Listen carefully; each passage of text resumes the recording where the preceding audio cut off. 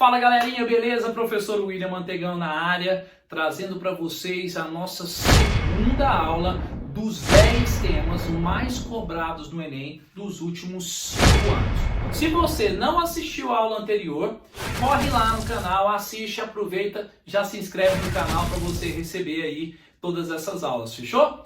Se liga também na descrição do vídeo que lá tem um material para você baixar, assim como tem nesse aqui, e o material da nossa maratona, caso você queira participar de 15 dias com temas variados e lista de exercício para você, beleza? Se inscreve lá. Bom, o tema de hoje é um tema que para você que está fazendo lista, simulado, estudando pra caramba aí para passar nessa prova, você já deve ter visto ele em química, física, biologia e na geografia. Que tema é esse?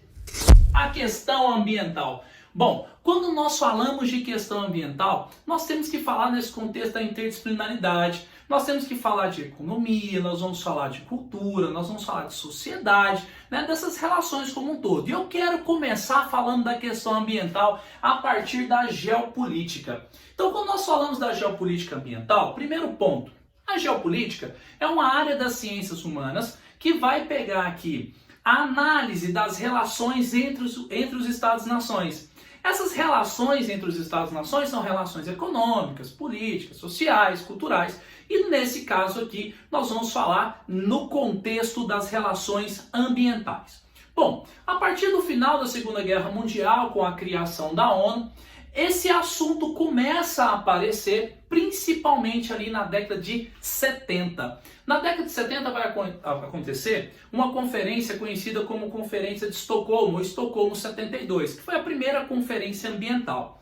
Nessa conferência, nós tínhamos dois grupos que se rivalizavam, que se opunham. Um lado tinha os preservacionistas. Esses preservacionistas defendiam o uso zero, o crescimento zero. Olha, não pode mais explorar porque nós chegamos no ápice. Se continuar explorando, né, nós não temos futuro. Então, esse grupo aqui, mais chamado de radicais, defende então a não exploração. Já um outro grupo, liderado aí principalmente pelos países subdesenvolvidos e os em desenvolvimento, tinha aqui os conservacionistas. Esse outro grupo aqui entendia o seguinte: olha, nós precisamos explorar para crescer. Se a gente não explorar, como é que a gente vai crescer? Como é que nós vamos industrializar? Então, essa discrepância de ideias levou então a um impasse, e esse impasse faz com que essa conferência trave. Depois nós vamos ter, na década de 80, em 1983, a criação de uma comissão do meio ambiente que vai ser liderada pela primeira-ministra norueguesa, Brundtland, que vai começar a fazer uma análise aí, então, a partir desse impasse. Em 1987, é emitido um relatório, Nosso Futuro Comum, também conhecido como Relatório Brundtland, que fica apontando aí, então, ele fica responsável por apontar os princípios do que nós vamos conhecer como desenvolvimento sustentável. Essas ideias, então, são apresentadas ali em 1987 e vão aparecer com mais força na conferência de 1992, a ECO 92, que vai acontecer no Rio de Janeiro. Em 2002 acontece a Rio+10 e em 2012 a Rio+20. Então, um assunto bastante interessante, vocês darão uma olhada nessas conferências aí e a importância delas. Bom, no cenário geopolítico, então, nós percebemos que os países começaram a sentar, discutir. Por quê? Porque o problema ambiental começa a ser muito mais evidente por causa do processo de globalização, intensificação da industrialização dos países subdesenvolvidos, e isso se dá muito a partir da modernização. E aqui eu destaquei para vocês a modernização e os seus impactos. A indústria, né, o processo de industrialização dos países ricos começa a chegar para os países subdesenvolvidos. E aí vem o processo de desmatamento, poluição, produção de lixo. Então, esse é um impacto ambiental. O outro impacto é o processo de urbanização. Como nós já comentamos na aula anterior, o processo de urbanização é marcado pelo crescimento da população da cidade em detrimento da população do campo. Isso traz graves impactos para os recursos hídricos, para a questão da poluição atmosférica, poluição sonora, visual. e a agropecuária, principalmente a partir da década de 50, quando nós temos a famosa Revolução Verde, que vai intensificar o uso de agrotóxicos, a exploração dos recursos e, consequentemente, os impactos. Então aqui nós podemos observar que a questão ambiental tem que ser analisada a partir da modernização também.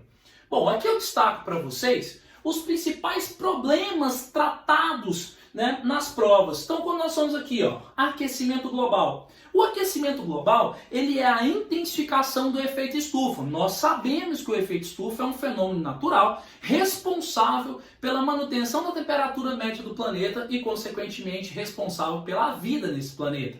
Mas quando esse aquecimento supera, quando essa temperatura passa a ser além, nós temos um problema, né? Um problema climático aí, muito trabalhado nas provas, não só do Enem, mas dos demais vestibulares, que é o aquecimento global, que vale a pena você olhar. Chuvas ácidas. As chuvas ácidas nós também percebemos que é um fenômeno natural. Toda chuva vai ter um grau de acidez, porém, com a intensificação do uso de combustíveis fósseis e emissão de gases poluentes, nós temos a intensificação da acidez das chuvas e aí nós temos os problemas ambientais provocados por ele. Bom, ilhas de calor, concentração de calor, sobretudo nas áreas dos principais centros urbanos. Então a ilha de calor é um fenômeno tipicamente urbano, concentração de calor.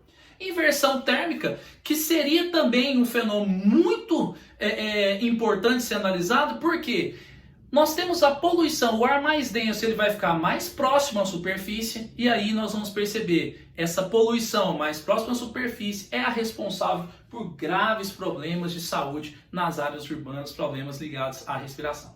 Beleza? E a questão do lixo, que é um drama para as grandes cidades, é um drama porque nós temos cidades que não têm aterros sanitários, que é onde se trata o lixo, tem apenas lixões, que é onde se acumula esse lixo.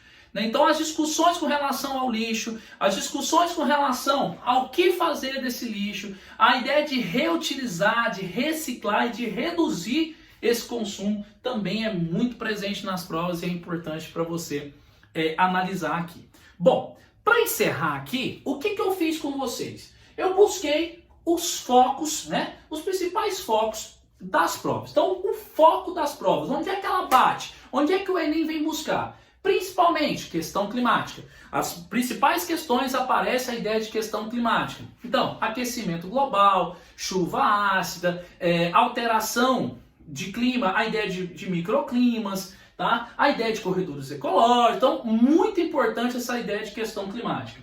Problemas urbanos. Os problemas urbanos aparecem muito por quê? Porque a nossa vida passa-se majoritariamente nas cidades. Então as principais questões vão buscar, né, associar ao cotidiano até para aproximar você da prova. Lembre-se, a prova quer falar com você. Bom, biogeografia. A biogeografia é um dos assuntos que mais aparece, principalmente quando a gente fala da relação geografia e biologia. Então nós vamos lembrar dos biomas, domínios morfoclimáticos que a geografia tanto trabalha, né? Então essa relação fauna, flora, relevo, clima, né? A biogeografia então é um assunto muito importante e é um foco nessa prova.